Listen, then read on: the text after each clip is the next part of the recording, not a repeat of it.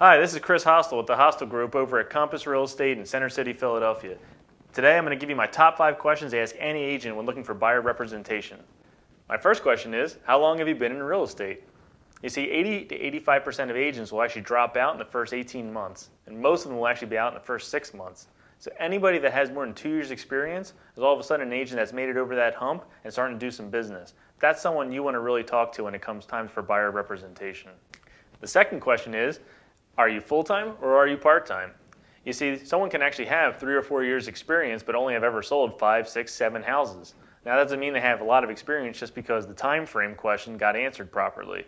So you want to make sure that they're actually out there selling a bunch of houses and doing this as their full-time job. Someone who has a lot of experience and is actually going to give you great representation.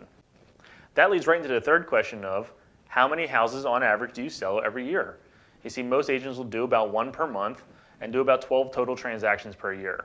That's not bad, but anybody who's doing more than that, 15, 18, 20, 25, 30, that's an agent out there with experience, and that's someone else you want to probably continue the conversation with.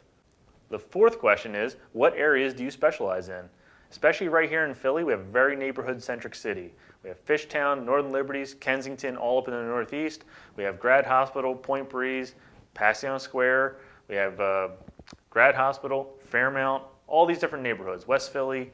And you want to make sure that the agent you're picking actually does business in those neighborhoods.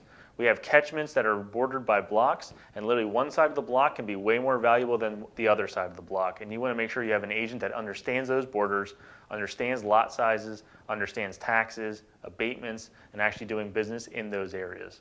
That leaves my final question, which is, what percentage of business do you do in just home buyers? Now, this can be kind of a trick question. If they say 100% I only work with buyers, that's not necessarily a good thing. You see, you want someone who's also a listing agent, actually has some selling experience, because they understand the seller. They can get into the mind of the seller, and that means they can negotiate better on your behalf and get you a better deal when it comes time to buy the house. They understand both sides, they can create a win-win scenario, and everybody's really happy at the closing table. So I think it's really, really important to have a little bit of experience in both buying and selling houses. So those are my top 5 questions to ask an agent when looking for buyer representation. This is Chris Hostel with the Hostel Group, Compass Real Estate, Center City, Philly, positively impacting lives.